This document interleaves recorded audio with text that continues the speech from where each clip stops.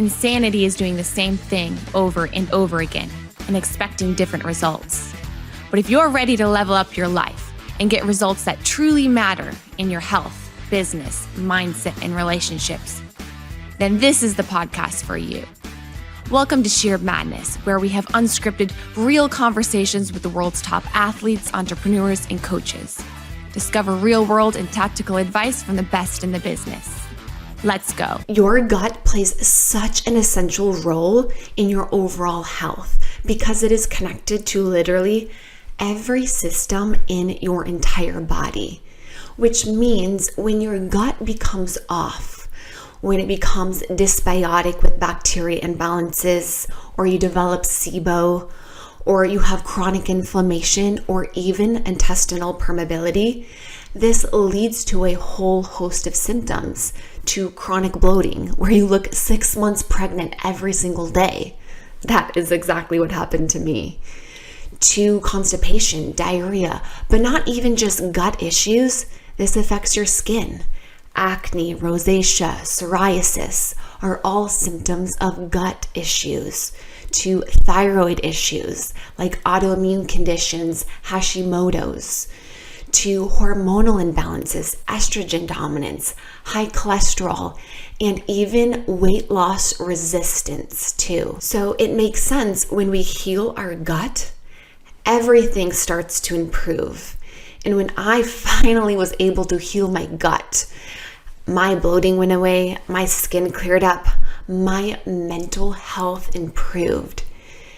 And it was so much easier to maintain my body composition, to lose weight and build muscle, which is why I always say, heal your gut, literally heal your entire life. In today's episode of Scheer Madness, I have compiled some of my favorite clips from some of the previous Scheer Madness episodes talking about the importance of gut health and steps you can take to begin to heal your own gut. My first day of nutritional science class, the very first conversation, the first thing we talked about was calories.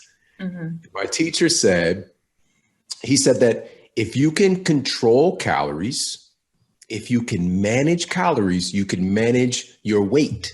If you can manage calories, you can manage your body composition. Keep in mind, again, he's not the picture of health. He's far from it, actually. But he's telling us about this principle that should guide our decisions with our food. Now, what we know today, and what I'm really working to impress upon culture, is this term called epicaloric control. All right, there's 7 things that I've identified in the research that actually control what calories do in our bodies. All right.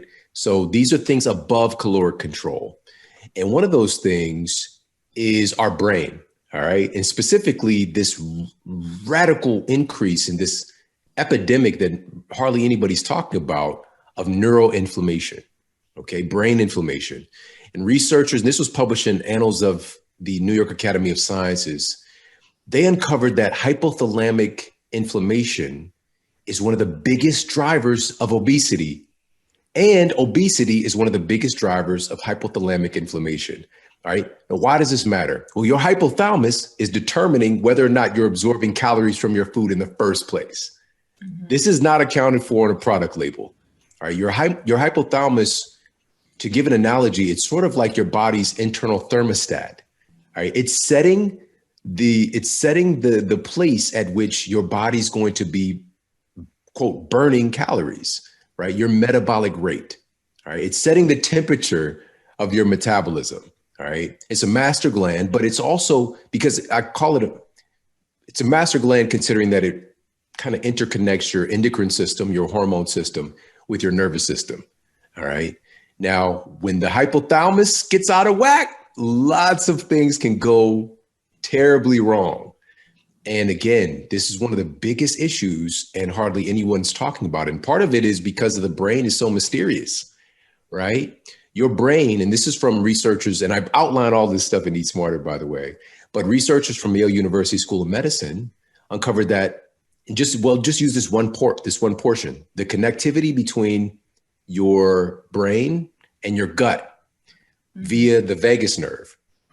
And if there's inflammation, chronic inflammation taking place in your gut and or in your brain, literally the signaling, your brain can tell your gut, even though you might be obese or overweight, it can send signals to your gut, telling your gut to increase the absorption of calories from your food, because there can be an assumption or a misskewed representation, misskewed data that you don't have enough energy and you need to absorb more. Or your brain can also tell your gut to reduce the absorption of calories from the food that you're eating. All right. And again, this isn't accounted for. I've seen many patients over the years coming from seeing whoever, quote, weight loss doctor, and they've got them under 1,000 calories a day, and yet they're 200 pounds, and they're 5'3". And the weight, it's just stuck. And they're like, I'm broken. There's something wrong with me. These stories are so widespread, but yet we have this perception to blame the person. They're just not cutting enough calories. They're not doing it right. Yeah. Right. But the reality is far different. Yes, exactly. And what happens is it creates a state of learned helplessness, where people are trying so hard and trying so much, and they're so ridiculed by this profession that pays no attention to the things that are controlling what calories do in your body. That's one. I'm going to share one more really quickly. One of these other epicaloric controllers. So one of them is your brain itself, because your brain literally is telling your body what to do. All right. It supersedes caloric absorption in and of itself, and caloric expenditure. Your brain is controlling that process. Another one of these things, and we've been saying this for years in nutrition, but now we really know. When we say it's not just the calories, it's the quality of the calories, right? It's not just the calories, it's the quality of the calories. No, this is no joke. We know this for certain now, because there was this professor back in the day, he did the Twinkie diet. He just got in a caloric deficit, lost weight. And he's like, see, I told you, it's just calories in, calories out. But what this muscle too. Say it again. I said, and he probably killed all of his muscle too in the process. So oh my God. Yeah. Right. Yeah. The very definition of a Twinkie himself, Yes.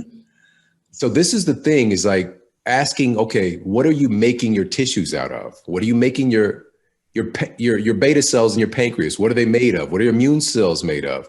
What are your hormones made of? Right? What are you making your tissues out of? You're making it out of Twinkie? Man, we've got a serious problem here. And so one of the studies that I kind of mapped out so everybody can really just extrapolate the big takeaway points with this point, which is what the researchers did, and this was published in Food and Nutrition Research. They want to find out what would happen if folks eat a meal of processed food versus a meal of whole foods. All right. So they gave one group of test subjects what they deemed to be a whole food sandwich, which was whole grain bread and cheddar cheese. All right. So that was the whole food meal. And that's, of course, people can argue that in of itself. But then they had another group eat what they deemed to be a processed food sandwich, which was white bread and cheese product.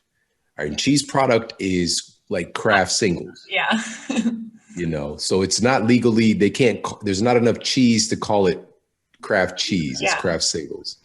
All right. So they had test subjects to consume either sandwich. And here's the most important part. The sandwiches are the exact same amount of calories. They're the same amount of fats, proteins, and carbohydrates. So looking at it just through that lens of tracking macros, tracking calories, they should get the same results eating each sandwich. But this is what happened. The folks who consumed the processed food sandwich had a 50% reduction in calorie burn after eating the processed food sandwich versus the people who ate the whole food sandwich. All right. What happened was this effectively created what I call hormonal clogs and made their system far more stingy at hanging on to the calories it just consumed. It created a hormonal disruption that literally changed the landscape of their metabolism, making it so that they're not expending calories at the same rate. So these are the things, again, whether we're doing a point system, caloric management, if we're not accounting for these factors, this is going to lead people to a lot of potentially long-term damage and especially a lot of frustration because we're not paying attention to the things that control what calories do in our bodies in the first place. This whole movement that's gone on, I think that the functional medicine movement, which was really spearheaded by, let's just call it naturopathic doctors, but a group that has been very open to everything are nutritionists, just like yourself. Because you've seen that when you can change a diet in somebody, that their health will actually improve. And when that happens, we know that you're doing a fundamental thing. So when you change the diet, what's going on? You're improving their gut health. You're improving their overall health.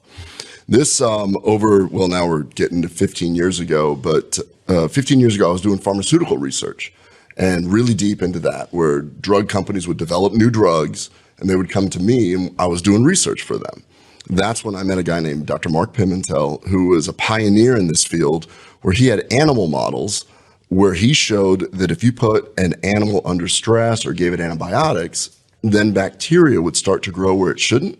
And he's the one that came up with the whole idea of SIBO, or bacterial overgrowth, as the root cause of irritable bowel syndrome.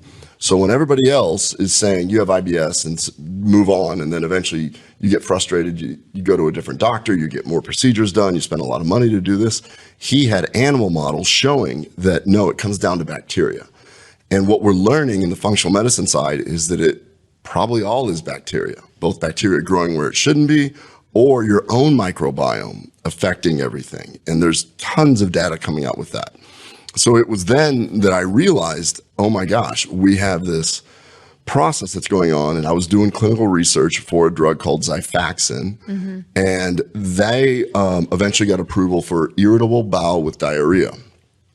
Dr. Pimentel said, unfortunately, we'll never be able to help the people with irritable bowel with constipation, because the type of bacteria that is creating the constipation, none of our antibiotics work on. It's not even a bacteria, is it? It's an archaeobacter, if you want to get all sciencey about it. Yeah. So it's in its own class. There's fungi, archaea, and then bacteria or eukaryotes over here. So then you start getting into old school science. You're like, man, I remember reading about this in med school. I should probably dust off some of those books. And I went to the University of Nebraska. In this particular case is relevant because in Nebraska, that is a large farming and livestock area of the country, Nebraska, Iowa. And they were trying to mandate that farmers put certain food products in to decrease methane production in these cattle for the greenhouse effect. So I had this aha moment where I was like, oh my goodness, look at this. If we can stop methane in humans, we can help with IBS with constipation. Because as it turns out, when we produce methane gas, it slows everything down. And then that creates constipation, bloating and constipation. And that's what sent me down this whole path where I'm like, well, if modern day antibiotics don't work, then what if something natural, old school, works? And that's when we discovered that if you combine 3 polyphenols, and I say polyphenols because those are the molecules that are the good molecules in the Mediterranean diet. Those are the things that make vegetables colorful. They're the ones that actually help get rid of this. So not only are you changing polyphenols, which is essentially what gives vegetables and fruit, or just vegetables and fruit. Vegetables and fruit, the bright colors that they have. Yeah. Those have been shown to have positive effects on the gut bacteria. Yes, in a really cool way, because as it turns out, these polyphenols not only understand to get rid of the bacteria, these polyphenols have certain mechanisms in them to protect them in nature. Well, we're taking advantage of that, and it can actually get rid of the bacteria that's growing in the wrong place, but then it can feed your bacteria, and then the bacteria in your microbiome in your colon, where it should be, actually converts it to beneficial things. So it's a win-win. And that's when we discovered this. And I realized in our initial studies, we were really doing well with the IBS constipation group, but then everybody came back and said, I want to keep taking it. I just feel better. And then that's when we started realizing, oh my goodness, we really discovered something really cool here. With the polyphenols? With Atrantil being a combination of polyphenols that we developed strictly for irritable bowel. Okay. And now we're getting this benefit that we see long term. I was training Brazilian Jiu-Jitsu 2-3 nights a week at night, and I was just gaining weight. And my husband's like, well, it's got to be muscle as much as you're working out. It's like, yeah, okay, but I don't feel good at this weight. That something isn't right. And I would wake up just flat as a fritter, with my stomach. And I'm not a vain person. I wasn't after the 6-pack abs, but I spent a lot of time in the gym, I should have something for the effort. So I'd wake up just completely flat in the mornings, and by lunch, I looked 6 months pregnant, and I was hurting, and I was distended. And so I have ulcerative colitis. So I have a gastroenterologist here in Tulsa. And so I went to him and said, something's not right. I don't feel good. And he goes, well, you probably have a small intestine bacterial overgrowth. So we tested, and sure enough, I was positive for it. And I went on 2 weeks worth of Xifaxan, and it helped a little bit. The symptoms subsided, but not quite. So I went on another round of Xifaxan. And so now I've been on an antibiotic for a month, and things were okay after that. And then it was probably the Christmas Day of 2016. Had big breakfast that morning with the kids, with the family. And by lunch, I hurt so bad, and I was huge. And so we consulted Dr. Google and found out, what diet to help prevent a small intestine bacterial overgrowth.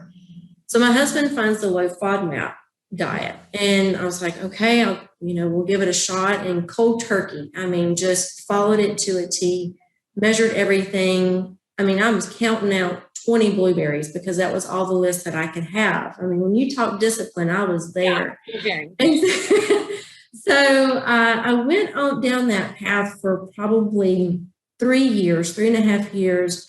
And every once in a while, something I would think I would get a cross-contamination, something would sneak in, or I'd have too much of something, and I'd cut everything out of my diet.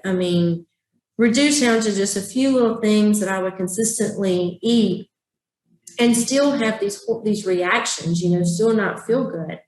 And so I was like, okay, well, this is really just how life is going to be. And then that's when, I find you, and we start with the testing. And I remember, I can tell you, I was sitting in my car in the parking lot of my gym on our first 15-minute consult. Mm-hmm. And you asked me, or said, we can do this 2 different ways. We can go about it in testing, along the way, or we can just pinch your nose and jump in head first and test everything from one end to the other and see what's going on. And I'd done this for so long by myself and just struggled for answers. I was like, no, I'm all in. Just figure it out. And turns out everything that I had been trying to do on my own, I needed to be doing the exact opposite. The foods I was still eating was still causing all the inflammation. My gastro, I asked him, to see if I'm allergic to something. It turns out I'm not allergic to anything. But when you test, you find out that these certain foods are causing an enormous amount of inflammation in my body. And so, the thing about it was everything that I thought I was doing right, I wasn't. And you speak of, quick fixes. My husband told me, you're the most disciplined person I know. You'll be textbook client for her. You'll get in there. She'll tell you to tweak your diet this way. You'll probably take some supplements or whatever, and things will be great. And so I had that attitude about it. I didn't think I was going to be a quick fix, but I kind of hoped that I would be, because I was in the gym all the time. I was eating what I thought was all the right stuff, and I was still sick, and not to mention how we find out even later on how the ulcerative colitis plays into this. I was diagnosed with colitis 17 years ago. I had no idea how much that would spring forward into where I was right now. I can remember going to the doctor, my general practitioner. She said, well, what's new? And I said, well, I guess I have IBS. And she goes, oh, you're bound to get that because of your colitis. But I never asked why. Why do I have ulcerative colitis? Why do I have IBS? And how come everything I eat makes me sick, And so that's where I was. I had food anxiety because I thought, there was nothing I could eat that I thought would be okay. And my kids and my husband, I had them completely stressed out because, that's mama's food. You can't eat that. Or you can't touch mama's food because you've already touched this that has gluten in it or dairy or anything else, And so my gut was messed up, but I was way more messed up mentally and emotionally than what I would like to admit when I first got to you. It was an interesting place to be. Yeah. And one thing that I always, try to tell my clients, and for those who are listening, is, this is is a whole body, whole person based approach.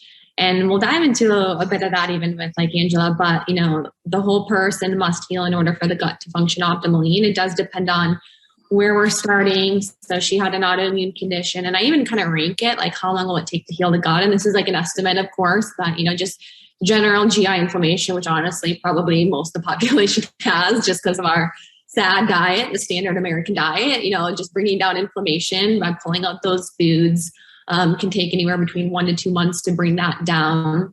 Leaky gut, which is actually sometimes part of the root issue for autoimmune conditions.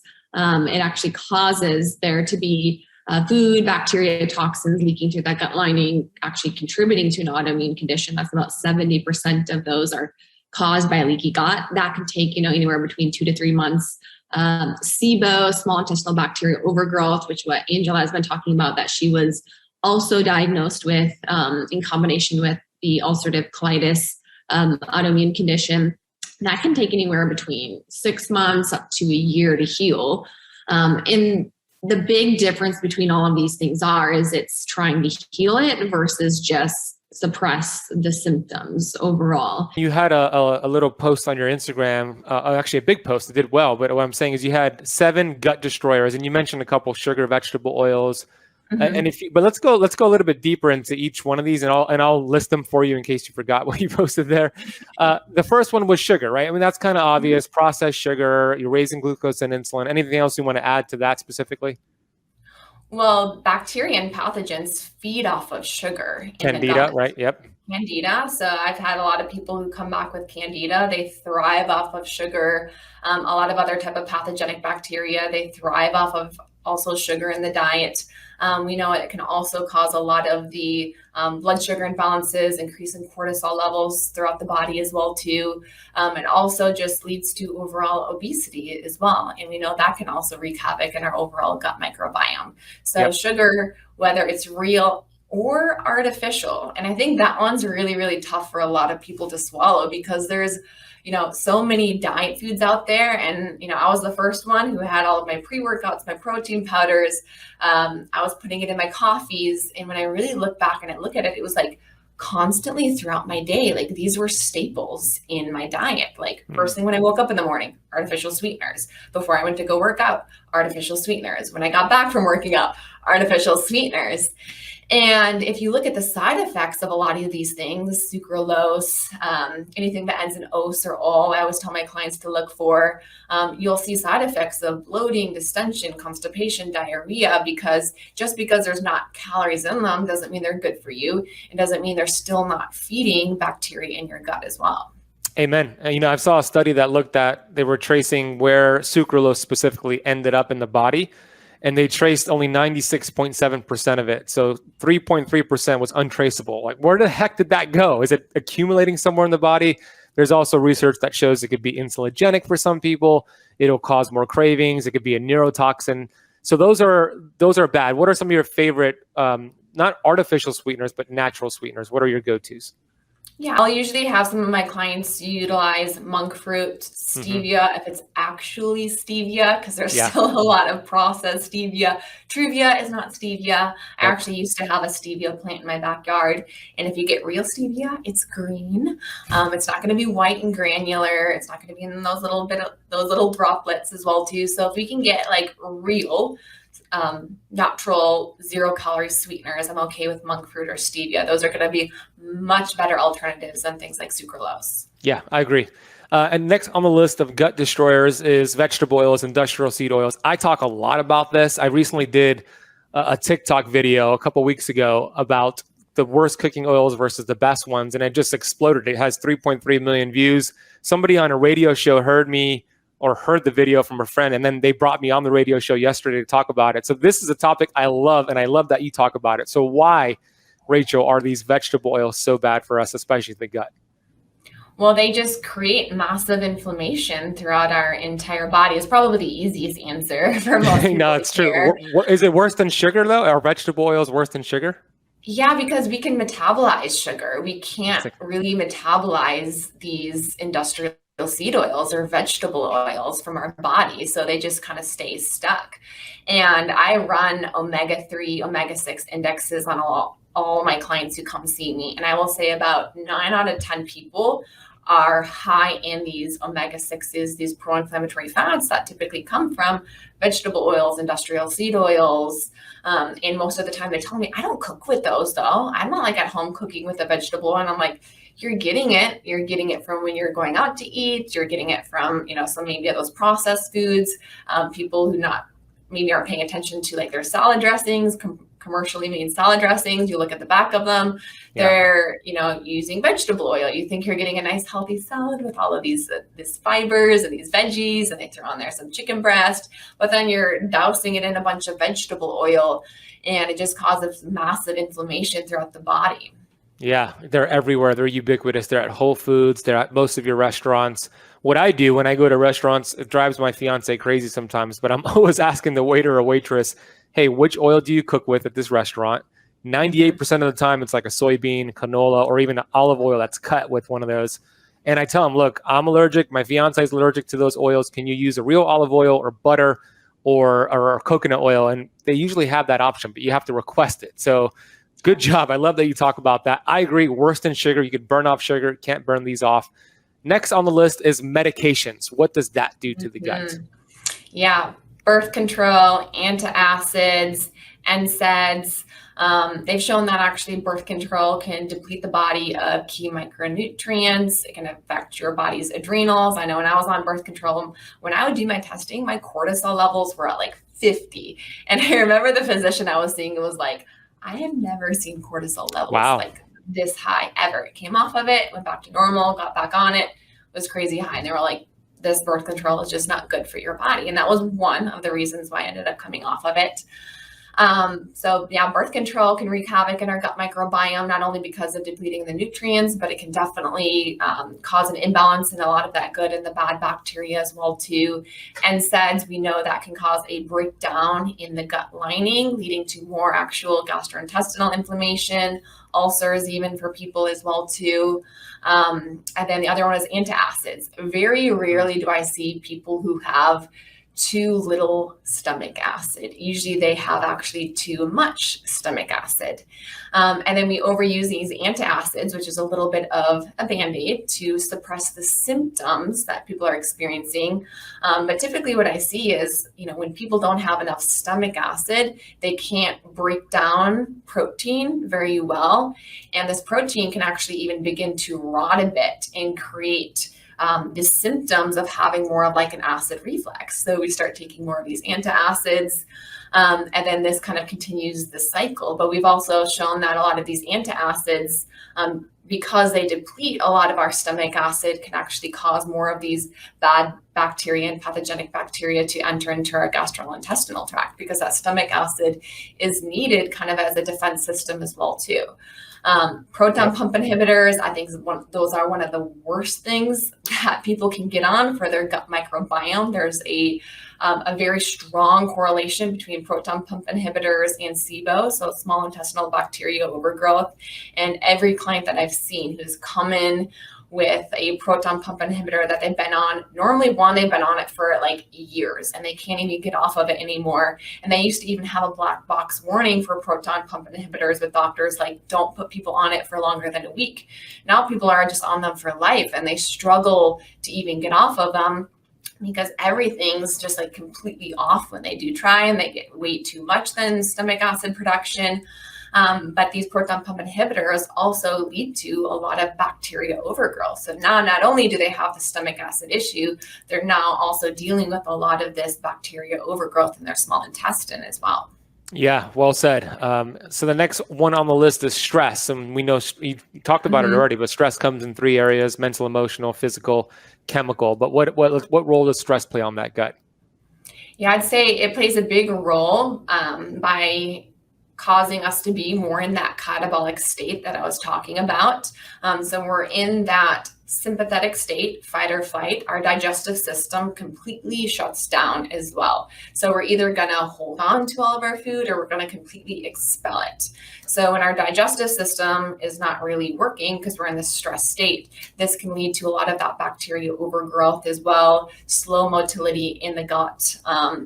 And that over time can just lead to a lot of those microbial imbalances as well. So stress is normal. We're all going to experience stress. When you're working out, you're under a very short stressor.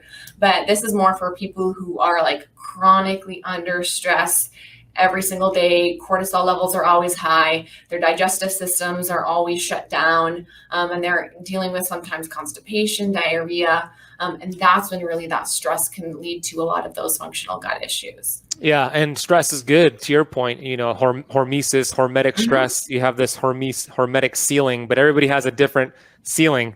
So you might add working out to a person who's already highly stressed out from different areas, and all of a sudden that curve drops and you start to get more symptoms. So everybody needs to know their hormetic curve and their hormetic ceiling, and then make sure you kind of stay in that zone, which is really interesting. So I love that. And then on the next topic here, or the next one on the list, is unresolved trauma, which can kind of be in that stress category. But you mentioned you had some unresolved trauma that you dealt with. So what are some strategies to deal with that?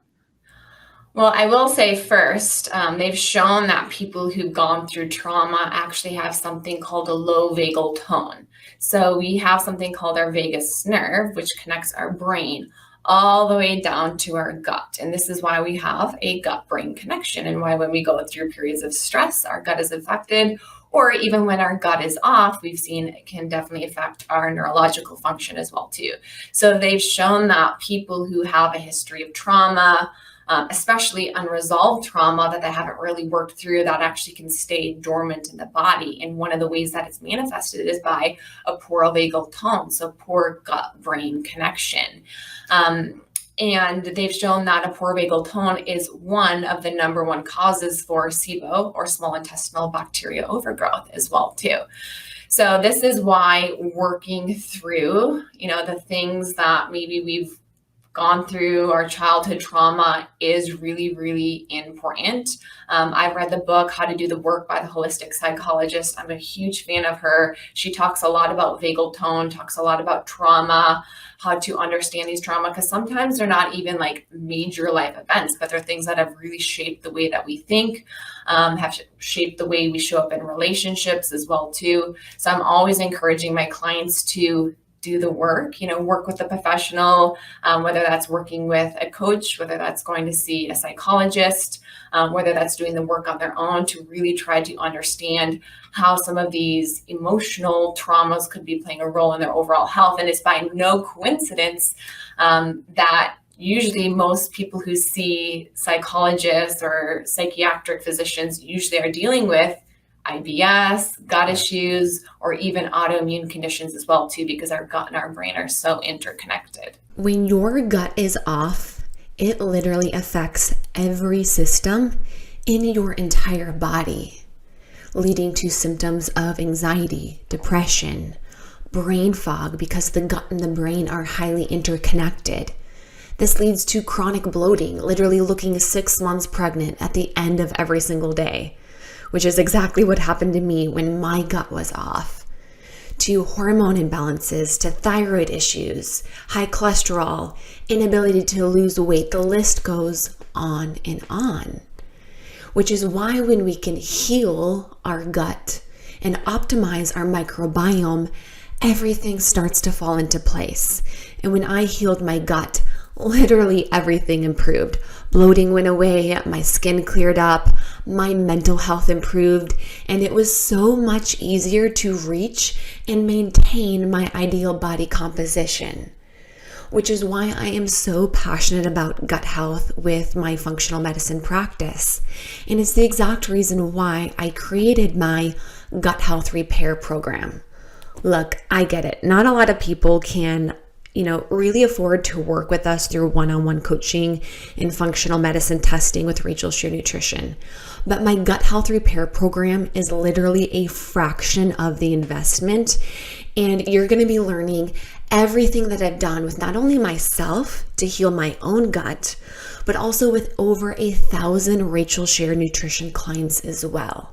We'll be diving into my 3R approach to healing the gut, removing gut triggers and toxins, restoring your gut lining, rebuilding back your gut microbiome, and then optimizing and re-inoculating the gut with good bacteria.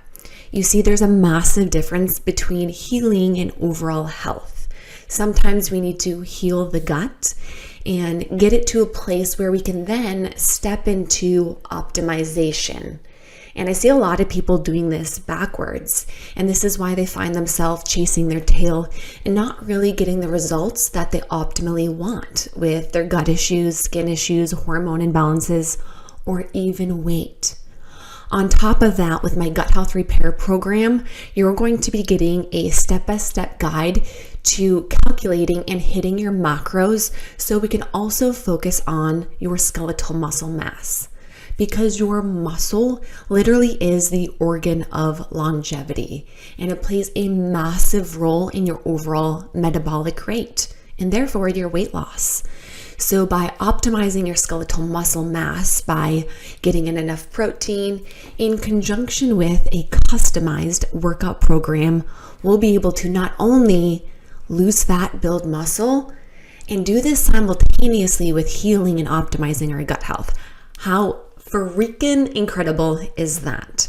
So you're going to be also getting a 3-month workout program to focus on strength training so we can create the body of your dreams. And like I said, it's for a fraction of the cost of what it would be to normally work with me for one-on-one coaching and functional medicine testing. So you don't want to miss out on this opportunity. And I'm going to be doing even an additional discount coming this Black Friday. So keep an eye out. And if you want to opt in so you don't miss out on any of these notifications, go ahead and click the link here in the show notes. And we will subscribe you so you are first to be notified when we launch this upcoming gut health repair program starting this December. I was in the process of literally ready to schedule that surgery, but something came over me in that moment. You know, I believe it was God because I'm faith-based, and I really listened to my gut despite how messed up my gut was at the time. But it said, you know, this is not the way. There's another answer. So I left. And I literally became obsessed with learning everything that I could about the gut and the gut microbiome and how these little microbes in our gut control everything from our hormones, our thyroid, our brain health, our metabolism, our motility, the transit of food. And I just spent hours and hours on end, just like I did in high school, just like I did, you know, when it came to making my dance team, just like obsessed with getting better. And I was like, you know what? Nobody is going to do the work for me. I'm going to have to do it for myself. So I was a dietitian, and I just became obsessed with learning everything that I could about gut health. And but what you just said, no one was going to do the work for me. I had to do the work myself. Exactly. Like, that's what you have to do.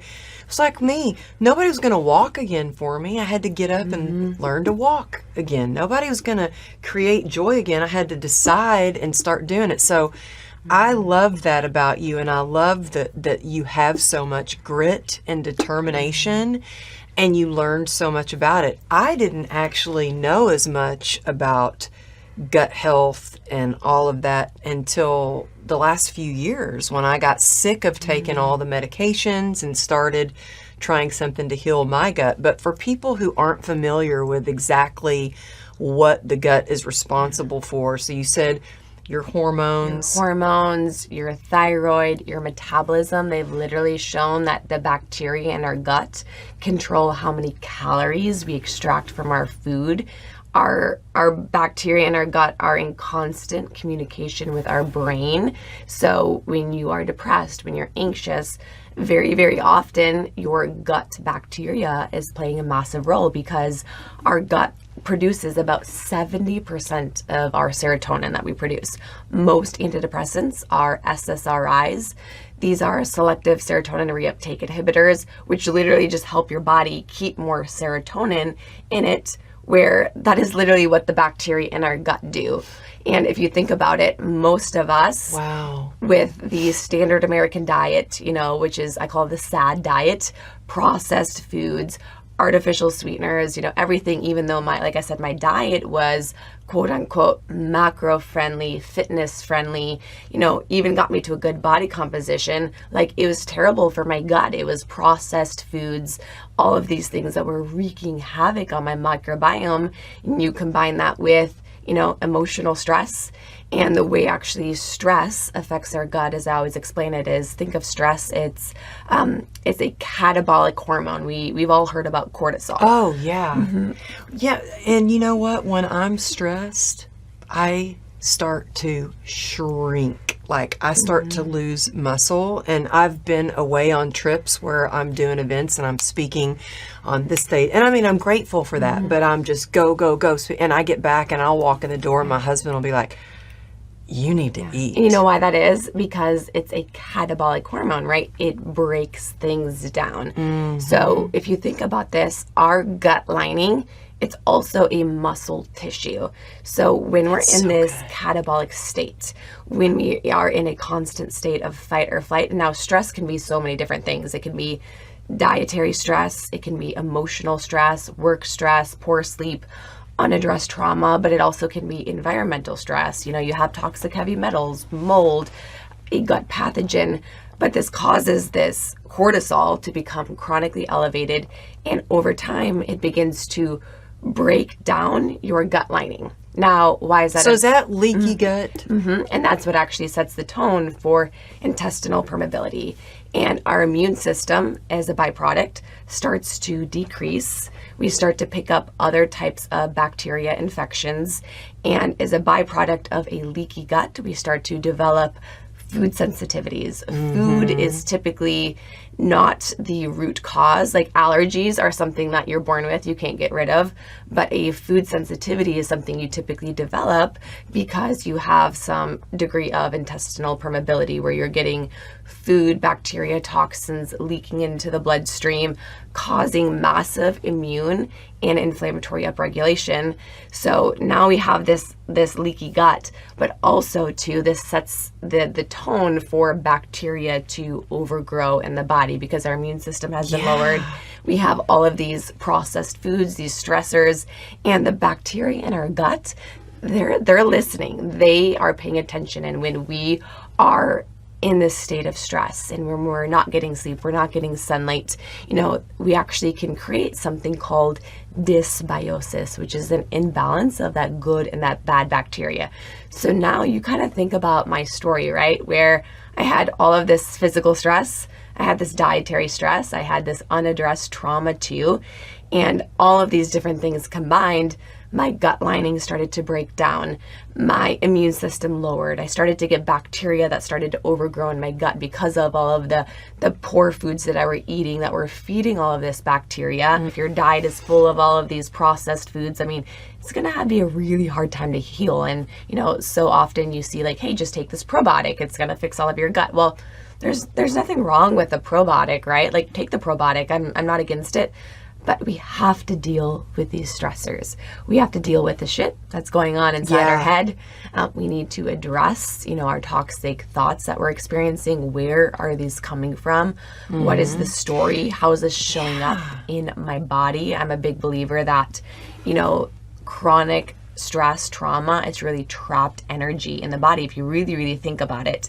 And we need to get that out of the body. And that's where, like, for me, a big part of my healing was really leaning into things like breath work, meditation, fitness. And I know you and I have related to that in so many levels, but like when I have that high levels of stress, like I need to move my body. Now there's a big difference in the way that I did it back then, where I did it to an extreme, but it was also the combination. And for most people, it's not one thing. It's not like, oh, it was this one food. Oh, it was this one stressful day that I had, this one stressful event. For most people, it's this like perfect whirlwind, this combination of emotional stress, poor diet. You know, when we're really stressed out, we have trauma, guess what we do? We turn towards vices, we turn towards food, we start binge eating, we start leaning into that. And there are vices like alcohol and drugs, and yes, those also definitely disrupt the gut. Antibiotics, NSAIDs, those type of things, pain medications, but also interrupt the gut. Yeah, you know, and antibiotics. Antibiotics, definitely. And as you're saying all this, I'm thinking about, you know, after my motorcycle accident, my body completely shut down. So my hair was falling out. I mean, chunks of hair. I had to end up cutting my hair. My hair was falling out. I stopped having my period. My thyroid levels were undetectable. My estrogen and testosterone were undetectable. Like zero, like nothing. Yeah. And so everything was shut down. I was not using the bathroom. It was like your gut was shut down. Like it was completely shut down from the trauma. So much medication, just think about being in a coma for that long, all the medications they were giving me. Yeah. And I remember thinking, well, they were like, you need to be on testosterone. Now you need this thyroid medication. You need this antidepressant. Like they were just giving me medication after medication after medication. And it was like, once I could start eating healthy again, once I could start therapy and dealing with some of what was going on and the trauma. But I love how you say it's not just one thing that can start this. It's like a whirlwind of all these things. And then before you know it, you're like, holy cow, why do I look 6 months pregnant? What the heck is going on? Like, what is happening? And for most people who have gut issues, there's usually other things that are off too. It's usually not just like, hey, I'm a little bit bloated, I'm a little bit constipated. Usually, you know, they have brain fog. They have anxiety, depression, they have skin issues, they have hair issues, they're constantly getting sick. I mean, all of these are indicators of an underlying gut issue that we're experiencing. We do notice a change, right? When we like pull out a lot of those foods from our diet, like a lot of the cravings tend to dissipate overall. So you're saying a lot of that really goes back to the bacteria are actually changing, and the bacteria are what's really changing. They're signaling to the brain what you're feeling right now. So, you know, we talk about America and the modern world having such a mental health crisis. You know, depression and anxiety are up 30%. We're like the unhappiest we've been in 50 years. And then you look at our food and what we're doing with our diets and our lifestyles. And it's clear to me that there is a connection, now that we know what the gut does and how it communicates to the brain, that there's a connection between this poor diet. It's like a highway. We're on this highway, and basically if you want to be healthy, you have to get off the highway. It's not like the default is depression, anxiety, feelings tired and crappy, having cravings and not really ever feeling your best. And you have to get off that highway and choose your own path. And that's what's really hard, because if you just follow what everyone does, you're going to suffer. Yeah. And I think that's what's like so unfortunate, is like that is the programming right now, is that it is normal to be overweight, to have these massive cravings, to really just trash our body, really is what we're doing. And these foods are just wreaking havoc on our gut, therefore our mental health. And it's just like this continuous cycle over and over again. And I know for myself, I was so surprised, because I even went to the Mayo Clinic for all of my gut issues. And they didn't even like talk about the gut microbiome. They didn't talk about the bacteria. And I was like, I'm going to the best place in the United States for the treatment of like my gut issues and my hormones. They did like this crazy extensive genetic testing even on me. I found out I had something called like Ehlers-Danlos syndrome, like cool. But I still didn't get any kind of answers overall. Yeah. And I just was like blown away that like this isn't something that's talked about more. I think it is a little bit more now, like for people like you, people like me, who are taking a little bit more of a holistic, a functional, let's get to the root cause of what's going on here. Let's look at food instead of just, hey, what's your symptom, and kind of doing everything based off of symptom clusters. And I think that's what's part of the problem, in my opinion, is it's like, okay, you have depression. Here's a medication for depression. Okay, you have gut issues. You have an irritable bowel syndrome. I know when I got that diagnosis, I was like, well, no shit. I have irritable bowel syndrome. That's why I'm here, because my gut is irritable. Let's help me figure out why overall. What do you feel like the disconnect is right now? The problem is that medical studies in the US they're expensive, right?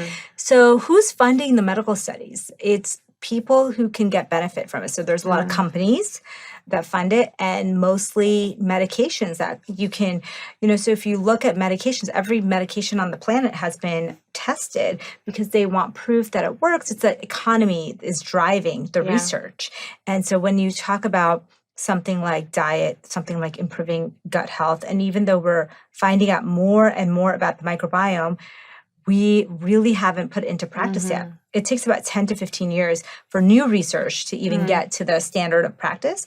And luckily, the microbiome research has been exploding over the last 10 years. So I think we're at the turning point where it's going to start to become like normal medical advice, but we don't have to wait for it to become kind of like standard. We can do, some of these things are so easy and so inexpensive that you should be doing it anyway. And eating right is going to help you in many, many aspects, not just gut health, right? Yeah. And to your point, I think in America, we focus on we're not focused on food at all. Like even fitness people like you who were amazing looking people, like you look super fit, right? But you weren't healthy. So I think that there's a difference between looking fit and being healthy. And then on the other hand, there's a lot of people in America who are like desperately trying to lose weight or fix their health issues, and they don't even know that the biggest needle mover would be their gut health. That's huge. And I know one thing I've always said is like we have a food industry that pays no attention to health, and we have a health industry that pays no attention to food. Yeah. Really. So there's like this massive disconnect, and it's like, what is really the driving force here? Money, political power. That's a whole nother rabbit hole to definitely go down another day. But I think, just hearing like the power of the bacteria in our gut, how that's playing a role in our cravings. So part of it is, of course, like changing our diet to break that overall cycle. But also I think what's so fascinating is the research in overall mental health, and especially after COVID, where, depression, anxiety, all of these things are at a high. Yeah. The research on gut health is also so fascinating there. And even just like looking at things like psychobiotics overall as like a whole new research of like the use of probiotics and actually improving people's mental health. So outside of cravings, what else does the bacteria do? Yeah, so I think people don't realize that gut bacteria make serotonin, and they make dopamine, and they make adrenaline, acetylcholine, and GABA. And so all these things that we equate with like brain health are made by gut bacteria also. GABA is kind of like a calming neurochemical, and there's acetylcholine, there's adrenaline, as you know, is like a very, very stimulating, and these are things that the gut bacteria produces. And so when we talk about being happier or having better sleep or even having less anxiety, you should be looking to those gut bacteria, because we are going to get to a place where we're going to be able to tell people exactly which gut bacteria does what. Like we know now, like proteobacteria does negative things for the gut. We know like lactobacillus helps with the serotonin and dopamine, but we don't really know how to get it into our gut without just actually eating right and exercising. We're getting so close to learning like how to even modulate our gut health in a way to help change our personality. All right, guys, I got a giveaway coming at you.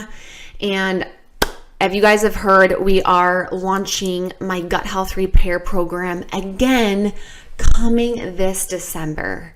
And I am going to be giving it away free to one lucky person. And this is all you have to do. You have to be following the Scheer Madness Podcast on Instagram, along with all of my other pages at Rachel Scheer and at Rachel Scheer Nutrition. And then take a screenshot of you listening to this podcast, sharing it in your story, tagging all 3 Instagram accounts. And then part 3, you have to leave the Scheer Madness podcast an incredible review. By doing all 3 of these steps, you'll be entering into the contest to win my entire gut health repair program that's going to be starting this December. I need to try everything that I can because, you know, when I was Googling ulcerative colitis and, you know, I try to find resources, I went to YouTube because I know there's people who blog and stuff. And so I thought, you know, there has to be someone out there who talks about their experience with this. And there's a couple, there's not a lot. And, you know, a lot of them had even more severe experiences than me, you know, because I was embarrassed by my symptoms. I almost, you know, didn't go to my parents, and I'm glad I did because I found out early on enough. But some people aren't as lucky. They don't say anything and then they end up in the hospital. You know, some people end up having to get their large intestines removed. And, you know, that was something that a doctor suggested to you. And so I just don't want to get to that point. I wanted to do everything that I possibly could to find a solution and to get better. And so when I found out about you, I mean, yeah, I finally had hope. I'm like, you know, I was already, my medication, I forgot to say, it was a lot. I still take it, and it's 9 pills a day and plus a suppository, and it's a lot, and there's side effects. I mean, my goal is to not be on medication at some point. I mean, to be on that kind of medication at 22, 23 now, I mean, it's crazy to me that my doctor told me I'd be on this for the rest of my life. Yeah. You know? And I think, you know, there's going to be a point where that you're able to come off of those medications. And I think there's a bit more healing that has to be done overall with the body. And, you know, I've worked with a lot of people with autoimmune conditions, and I actually talked to a girl about it before the Zoom interview here today. And, you know, she was just kind of blown away with what the functional medicine approach is. And for those who are listening, you know, when it comes to dealing with any kind of an autoimmune condition, you know, there's kind of a few different things that can trigger it. And oftentimes the gut is one of the biggest things that actually can trigger an autoimmune condition.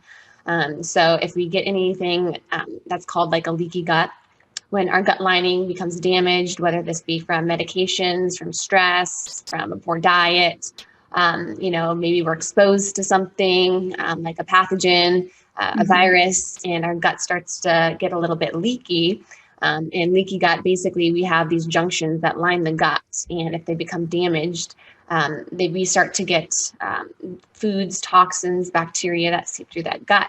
And when that happens is we start to get this immune upregulation, because these toxins and foods are going into the bloodstream. That's going to trigger an immune response and an inflammatory response. So part of addressing any kind of an autoimmune condition is looking at what's happening with the gut. We also want to pinpoint any kind of gut pathogens that are there. So you didn't have any gut pathogens like with the microbiome test, but oftentimes we see people with fungal overgrowth. We see them with gut pathogens. We've even had people come back with parasites as well too.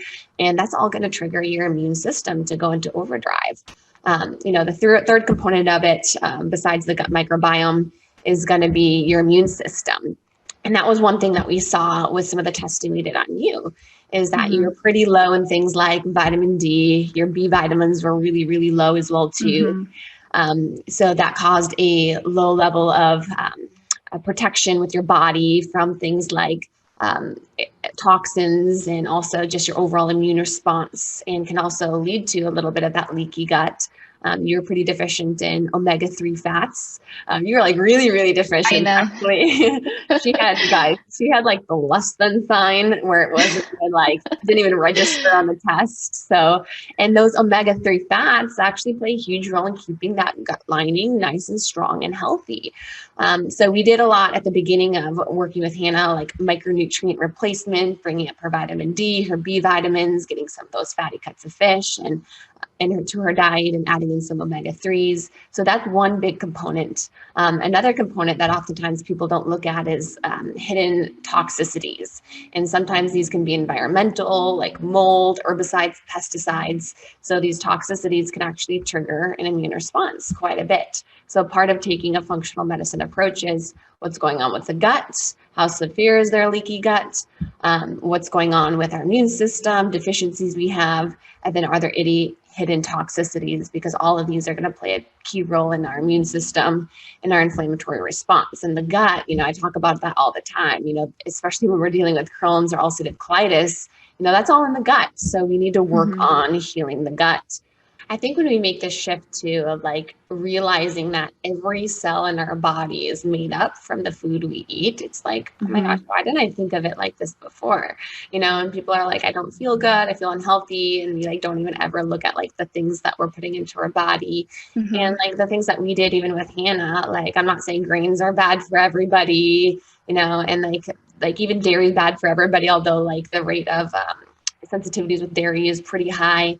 But especially when we're dealing with an inflammatory condition, we want to cut out inflammatory foods, and then we want to cut out foods that cause a lot of an immune response. That could be possible sensitivities as well too. We did some food sensitivity tests on her, which kind of further helped to bring down some of that inflammation with pinpointing a lot of those triggers. And the nutrition is really what made, a huge difference. And I just can't reiterate that so much because of how important that is. And so many of us just don't even look at nutrition. It's like the main way we're going to get healing. We can take all the supplements in the world. We can take all the medications in the world. But if we're not addressing the things the food we're putting in our body that is making up all of our cells, then, we can't heal. I really realized I was coming from a place of trying to prove something, trying to hustle myself to some kind of worth. And the fruits of that was then losing my health. So I started to deal with all of these gut issues. I was chronically bloated every single day. I stopped being able to really use the restroom without a bunch of laxatives. My hormones, my thyroid plummeted, my skin was a wreck, my hair was falling out, and I was really depressed and I had a ton of anxiety. It just was like my whole body just got off. And I remember at the time, Roxy, I was like, why is this happening to me? I'm, for one, a nutritionist. I went to school for nutrition and dietetics. I thought I was fit, I was healthy, and I didn't understand what the heck is going on. So I did what most people would do. I went to the doctor. I did all the scans, the MRIs, the CT, the very basic blood work. And they're like, you have IBS. So they would send me away with, prescription medication. And that just kind of continued to happen for the next year. I was determined to figure out what was going on, but I was just given a bunch of Band-Aids masking the issue. I was given an antidepressant because I was so depressed. I was put on birth control because I didn't have a cycle. I was put on thyroid medication and put on laxatives. And I just continued to get worse and worse and worse. And I remember at the rock bottom, I was lying on the kitchen floor one night, just sobbing and crying because my gut hurt. And I had so much anxiety and I was continuing to lose weight. So they then sent me to a colorectal surgeon. So it's kind of like the last resort, where they actually said they needed to remove my entire large intestine, because at this point now, my motility, which is the transit of food throughout your gastrointestinal tract, had came to a halt. So for me to go to the restroom, I was having to use an enema, twice a day to just empty my body. And they were like, this is something you probably have always had. It's called a lazy colon. So we'll just cut out the large intestine, sew your small intestine to the rectum, and this will fix a lot of the transit issue that you're dealing with. And I don't know if any of your listeners have ever been at a place of true desperation, but I was at that point where I was like, all right, when can we schedule the surgery? Let's just do it. I want to be able to go to the bathroom. I want to be able to live my life. I was that desperate. But I remember I went home and I really just leaned into my heart and my soul, God, whatever, everybody believes in. But I felt like God told me that there was another way. And part of that version of me where it gets super obsessed with just like laser focused and getting what I want. I became that with learning about gut health. So I just, for the next, months, became obsessed with learning everything that I could about the gut and the gut microbiome and how these little microbes in our gut control literally everything from our hormones, our metabolism, the transit of the food throughout our body, to our mental health, to our hormones. And I loved it so much. I even became certified in functional medicine. And a lot of the beginning of my functional medicine career started with working on myself. I started to do various elimination diets. I started to incorporate supplements to help regenerate my gut lining. And don't get me wrong, it wasn't an overnight fix. It took months, probably up to a year, but eventually I could go, a few days, a few weeks. And my body really did heal. And I could avoid having my entire large intestine removed. But you see, it wasn't really the diet. It wasn't, supplements or things like that. Like there's a lot of things that can cause the body to be off. But the true root cause, Roxy, of what I think caused a lot of those issues was the place that I was coming from. The whole person must heal for the gut to function optimally. And along with healing my gut and doing things to help regenerate my gut lining and address my gut microbiome, I really began doing a lot of that work on myself and really paying attention to like, man, I got some rotten fruits in my life and I'm trying to shame myself to health, trying to shame myself to fit. And the reality is we can't shame ourselves to health and we can't heal a body we don't love. So that's where I really started to get on this journey of self-love and, addressing my gut and the microbiome. And that's where, if you follow me on social media, like I'm so passionate about the holistic picture of like, yes, there can be things that are off in the body, but the mind plays a massive role in even trauma too, and how much that really gets trapped in the body. Yeah. I mean, it's so powerful. Everything you just shared. I mean, just your whole process. And, again, that was one of the things that when we first met, we were talking about, we dove into a lot of self-love. And, for me, I'm always speaking, it's one of the core topics of mine is the relationship that you have with yourself is literally the most important relationship. And it's ultimately what's shaping your life. And so I love that, you so consciously, brought yourself to understand like, hey, this is actually what's happening here. Yes, there are actual, biological things that we need to address, to move out of these health issues, but there's a deeper thing happening here. So let me have a look there and let me start working on that at the same time. And what I love about that too, Rachel, is I think that there's, people, there's a disconnect, that is happening with, and that's why there's so much disease, I feel. I mean, we can talk about environment, we could talk about nutrition, we could talk, absolutely. But ultimately, you and I both know that, and this is something I totally want you to, tease out and talk about, but we know that a lot of the choices that we are making for ourselves, even if we just say nutrition or how we train, it's because of the relationship that we hold with ourselves. It's because of that self-love. It's because of that self-respect, that self-worth, ultimately all grouped into this, connection that we hold with ourselves. So if you are an individual that is not, feeling that connection or trying to invest in that connection and then all of the self stuff that I just talked about, well, yeah, the choices that you're making in your life are probably not going to be as optimal for you as they would be if you were, right?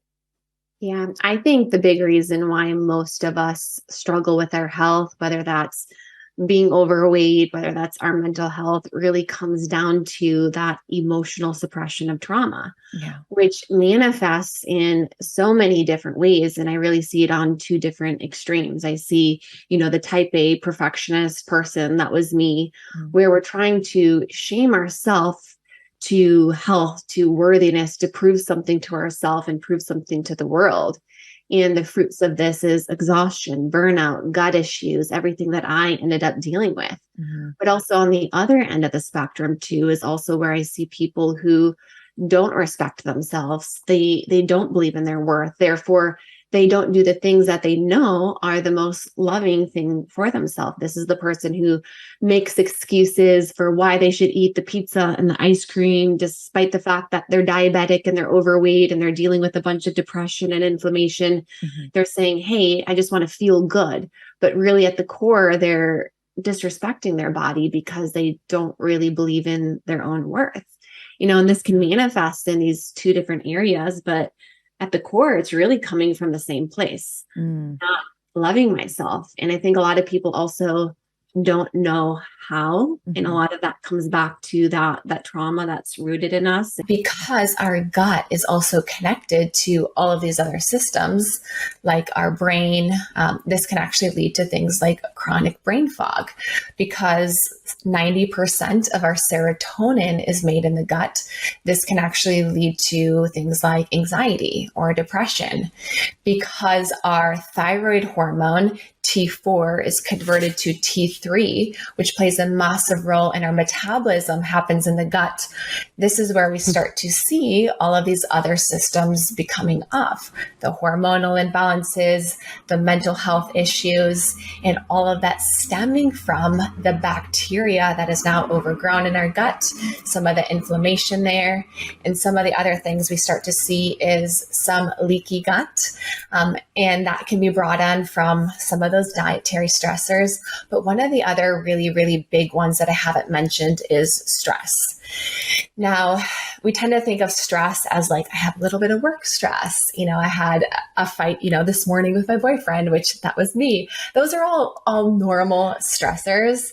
Now, what I'm really talking about when I say stress is chronic, unaddressed stress, where our body is constantly in this state of fight or flight. So people who have trauma, they're more reactive with their nervous system, so they can be easily activated and go into this fight or flight state. Well, why does that matter? Well, when our body is in a fight or flight state, what actually happens is our entire digestive system shuts down. So we probably have all heard the analogy of like, I'm running from a tiger. So all of our energy is going towards, that fighting type response, not going towards rest and digest. So when our digestive system shuts down, this can actually lead to that slowdown of the motility. And it can also lead to some of that bacteria to overgrow because it's just sitting there in the gut. On top of that, we tend to get a higher level of cortisol, our stress hormone. We know when we have chronic levels of stress. And one of the things bodybuilders try to do is they avoid cortisol like a hawk, because cortisol is very, very catabolic, meaning it breaks things down. It breaks down muscle tissue. So bodybuilders want to avoid cortisol, keep it as low as possible so they can maintain their muscle tissue. However, our gut lining is also a muscle tissue. So when that cortisol is really, really high, that's when it also causes that breakdown of the gut lining, leading to some of that leaky gut, intestinal permeability. So now it kind of starts to make sense. I have a leaky gut, I have an inflamed gut, and I have bacteria overgrowth that is now affecting all of these different, systems in my body. Everything. So that's where the very first step is, besides paying attention to those fruits, is really looking at what are the stressors in my life? What are my dietary stressors? What are my emotional stressors? Maybe is it poor sleep? Is it chronic work stress where my body's just constantly burnt out in overdrive? This can sometimes even be a physical stress. That's a lot of what my stress was. I was exercising, probably almost to a fault, where my cortisol levels were very, very elevated constantly. I was also at a very low percent of body fat, which is not actually considered healthy. And then I had some unaddressed trauma, to go along with it. So looking back, hindsight 2020, I'm like, oh my God, it makes sense why my Everything gut adds up. Yeah, why my gut became off in the first place. So first, I started to really remove a lot of those dietary stressors, worked a little bit on some of the physical ones, like down tiering how much physical output I was having, upping some of my calories overall. But then number 2, I started to add in things that helped my gut heal overall. So removing the stressors. Part 2 is adding in things to support our overall gut health. Now, one thing I always do talk about on my social media is the difference, though, between gut healing and overall gut health. And when your gut is really compromised, when it's inflamed, when you have bacterial overgrowth, when you have intestinal permeability, you very often can't tolerate a lot of the foods that somebody can who really just needs to work on like maintenance or just optimizing their health. So when my gut was really off, I didn't even tolerate now like healthy foods. I'm talking about like Brussels sprouts, avocado, garlic and onion. These are what we call fermentable carbohydrates. So they feed bacteria in the gut. Now they're not bad and they're not good.